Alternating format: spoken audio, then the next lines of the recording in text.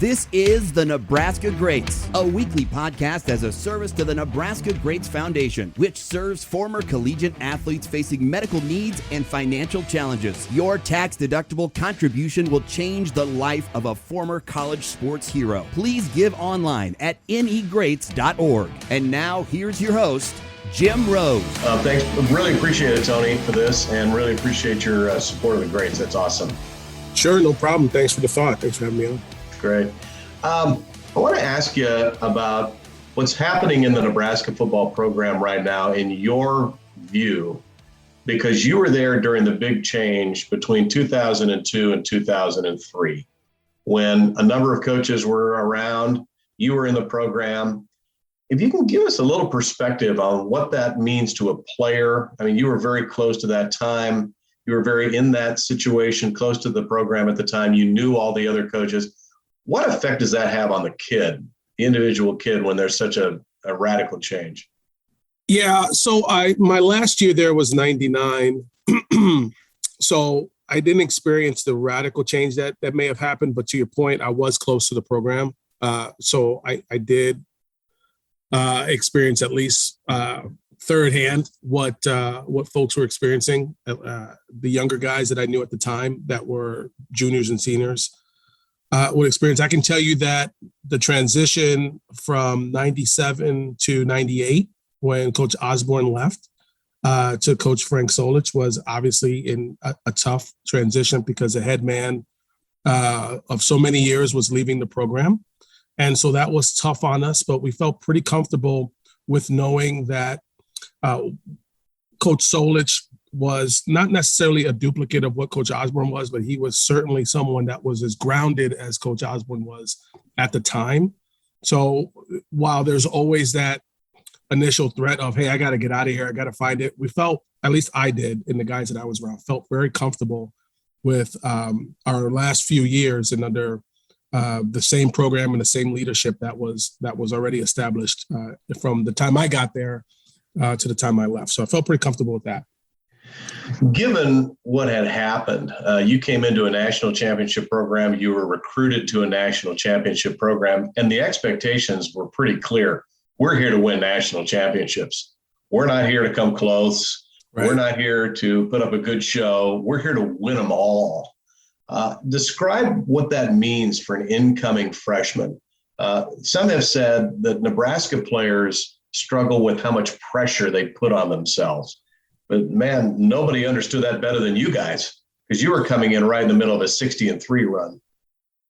Absolutely, there was no more pressure put on us than from in the internal locker room, right? So it was the leadership of the guys that were before me that said, "Listen, this is the example that we're giving you. This is what you have to do. This is the type of work that you have to put in." And it was something that was probably not seen in any other program that I had been recruited to review, and certainly not something that I had been a part of ever in my life. I understood what a hard work ethic was, but it wasn't something that I understood that had to be a mantle I had to carry until walking into that program in the middle of that run. And the pressure of having to sustain that over a period of time was pretty tough. But I tell you, it was the caliber of people that we had around us. It was the support staff that we had around us that really pushed us over that edge, that really helped us maintain that. And it was a group of guys, ultimately, the talent that we had that really kind of pushed us over that hump. That 98 season was a tough season, and that 99 season, having 4 losses is probably something to relish for today only, but certainly having it at that time was somewhat of a blemish over the last 4 or 5 years of that program, having that run, even in that 10-year period, was just something that, was an example of the guys that were before us, the Windstroms before us, the Peters before us, that I got to experience, the Tomaches before us, that I got to experience from a leadership perspective that we were able to carry through. So it made it a little easier. And of course, the talent level allowed us to really push through and succeed. Nebraska was only in the Big 12 conference for a couple of years when that 98 season rolled in. They still won the 9 games, which was an important benchmark. But, you had losses at Texas A&M and Kansas State and Texas, and ultimately in the Holiday Bowl against Arizona. But you look at Texas with Ricky Williams, Kansas State was in the throes of the greatest season they've ever had up to that point. And Texas A&M on the road down there and Aggie Land is pretty tough for most people to beat. But you got an indication, and I think it was the first indication to the fans that, okay, this is not the Big 8 conference anymore. And maybe Nebraska is beginning to understand that the Big 10 conference is a lot more than Ohio State and Michigan. Yeah, absolutely. I think there's some parallels you can draw there between our transition to the Big 12 and, Nebraska's transition to the Big 10. It's not just Ohio State. There's every team that I noticed, certainly with the Big 12 and with the Big 10, that every team is fighting for a spot in the Big 10 to be noticed. And it's not just a throwaway game, and it's not just some preseason game against some team you give a couple $1 million to play you. It's something where they want to come in and they want to make a name for themselves week in and week out, which makes the conference tougher. That's what we experienced probably within our transition period from 97 through 99, a little bit there, but that's certainly something that we could draw a parallel to that I've noticed transitioning into the Big 10.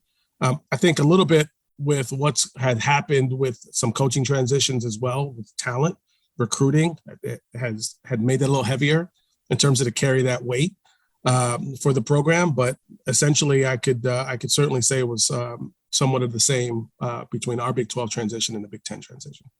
Visiting with former Husker standout linebacker Tony Ortiz, you came from another part of the country. You came from the East Coast to Nebraska. But at the time, Nebraska was the ultimate name brand in college football. Right. They were getting on television more than everybody else. You did not have universal television coverage for virtually every team.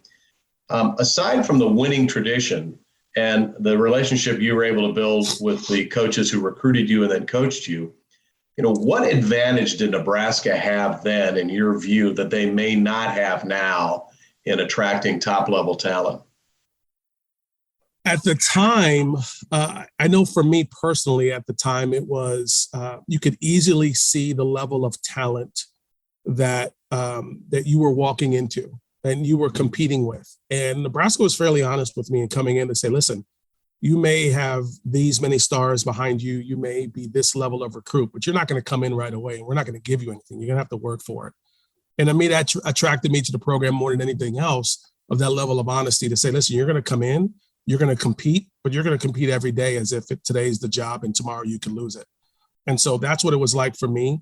And it was also at the time a pipeline to the NFL. I think we were the Alabama of the time that they are today. And so you saw guys on the offense and guys on the defense go in and out of the NFL year in and year out within the first 5 rounds. And that's something that's attractive to recruits today as much as it was, 20 years ago.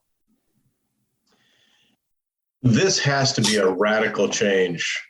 As a former high school standout who was able to make the transition into college football and play at an elite level in college football and then beyond, you look at the entitlement mentality that is clearly now a part of the recruiting process, and it has to blow your mind. Yeah, with licensing agreements and players getting paid to do this, that, and the other, there is a certain level of entitlement. The transfer portal, I think, is a clear example of that. Now, granted, I think back in the day, if we had that, there may be some people that would have taken advantage of that. Clearly, I think there's always opportunities to find a better position or an opportunity somewhere else.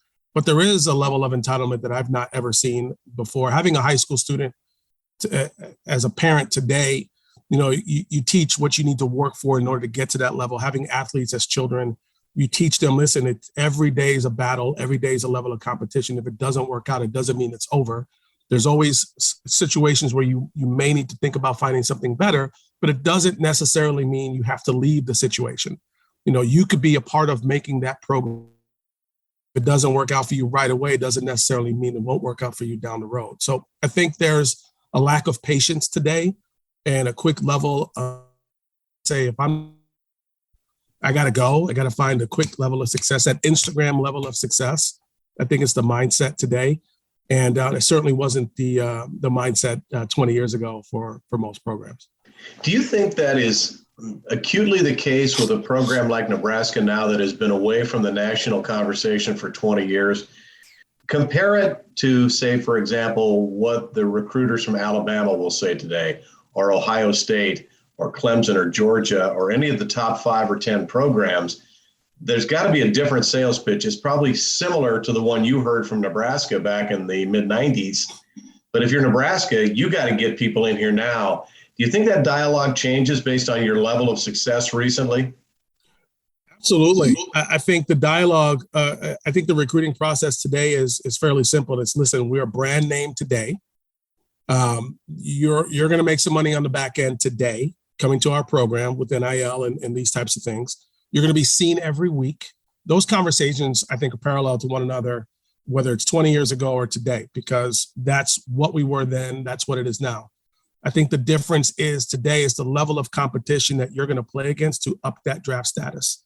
They're going to say, okay, you played in the Big 12 or you played in the Big 8. That's great, but who did you play against that's comparable to your position or against you that we could say that this is how you grade out for the NFL? And I think the SEC right now today has that, and they can go in and say, listen, I played in the SEC. I was a third stringer, and I was able to work my way through, and that it could be comparable or equal to somebody who's in the Big 10 or somebody who's in the Pac-12 that started for 3 years. It's just a level of competition that they could sell that we just haven't seen in our conferences in the last 5 to 10 years or so. Outside of the two teams, right? Yeah. Visiting with Tony Ortiz, former Husker standout linebacker, part of the halcyon days of dominance by Nebraska, highly recruited, came to Nebraska with an understanding it would be difficult to get on the field today. And, redshirting was an almost guarantee for an incoming freshman up until 5 or 6 years ago. But now it's almost like, okay, I'm coming early. I'm going to give up my senior year of high school to play basketball or wrestle or play baseball or run track so I can go through spring practice at Nebraska and be in position to play. That's got to be unhealthy. Yeah, it's a little concerning because how young do we have to be in order to get enrolled and get started? Kids are now leaving school a little bit earlier. Their junior year, they're not playing their senior year. They're getting developed for what they want as a freshman campaign. And that's a little concerning. These are 16, 17-year-old kids. While there may be an outlier group that may be physically developed to do that, but then the majority are going to follow. And so what does that do for football across the board? That's a year of development that you lose. You may be training and stuff like that outside of that, but you're jumping into spring ball right away. And I just think that puts you somewhat in harm's way. Again, there are some athletes that can probably get away with that. But across the board, I think more and more kids are trying that, and that's going to put them in a position of potentially early success, but later failure because they're not yet developed. As a parent of a high school athlete and who was one, and I'm sure there was, when you were a senior high school, you're thinking, I'm a very big deal. Nebraska's recruiting me. Nebraska's not the only school that's recruiting me. I absolutely can come in and make a difference. But under what conditions would you have considered giving up half of your senior year to go hang out in Lincoln, Nebraska in January and February? Maybe high school isn't as much fun as it used to be, but I can't imagine that anybody in the Ortiz household is going to be giving up half of their senior year just to go bang around in spring practice. No, I don't think I would have had a choice. I was going to finish my senior year in my house. My parents probably wouldn't have allowed that to happen, even if given the opportunity. Graduating early, that would make sense, going to spring or maybe being able to be a part of that a few months early. But, having to bypass a senior year or having to bypass a season for something to me that seems as selfish as branding, to get myself, it just doesn't fit the model of what football is to me. That doesn't necessarily make the kid wrong in any way, shape, or form, but it doesn't really fit the model. To me, it's now become a high school that late onset of high school to that freshman year, to me, has now become another level of free agency where kids are just getting an opportunity to get on a little bit earlier and to do some things that I just don't see are going to help, long run for the program or the player. But, these kids today, it's just a little bit different. I could outliers of some of these kids, maybe some quarterbacks, maybe some highly touted receivers may be able to get away with that, but across the board, I can't imagine that for any other player. Yeah. It just strikes me as something that you're never going to get that back. You're never going to get your senior year in high school back. The percentages of the number of kids getting into professional sports after playing college sports remains exactly the same. It's right. The same percentage. It's not grown. And so this is a cultural shift that says, okay, I'm a commodity, and I'm actually, an investment that somebody has made, and they need a return on that investment. And it destroys the experience of growing into the job as opposed to growing into the job of being a mature college football player. When you watch young kids on the field today, as an astute observer of the game, Tony Ortiz, what are you seeing with young players on the football field that could have been avoided? Well, I'm seeing a lot of players make business decisions. That's certainly what's going on today. A lot of business decisions are being made that do I involve myself in this play? Do I involve myself in this senior year, this freshman year? Where do I draw the line as being a complete football player in terms of coming in and making an impact to the program? The level of commitment, I think, is no different than maybe some coaches in their carousels throughout the country. Maybe this is just a trickle-down effect of what the experience has been like across the country over the last 50 years of football. There are some certain programs that have a staple in this country that says, if I go to this, I'm a 4-year guy at this university. You rarely see that now across the board. I just think when I watch football today, I'm just watching kids get in, get out. They understand the mindset. They're taking the business classes. They're using football as an opportunity because they recognize that they are an asset. And they recognize that they're not necessarily there for the 4 years. It's almost a basketball mentality now where they're coming in and it's this AAU of football where they want to come in, get early, get some tape, get some film, build a resume, and decide whether that school after a certain amount of games is a school for them, even though they committed, even though they played. And if that school is going to be the school that they'll stay at for the longevity of the time to provide that type of success long-term. So that's what I'm seeing. I'm seeing business decisions across the board. See how it shakes out. Tony, it's great talking to you. Always great to talk to former Huskers. Love to see you at the ballpark sometime soon. Will do. Thanks, Jim. Thanks for having me on. This has been Nebraska Greats, a weekly podcast serving the Nebraska Greats Foundation. You can find each episode on Apple, Spotify, Amazon Music, Google Play, and anywhere you get your podcasts. Please give generously to serve Nebraska's former sports heroes in need at negreats.org. And be sure to follow the Any Greats on Facebook and Twitter.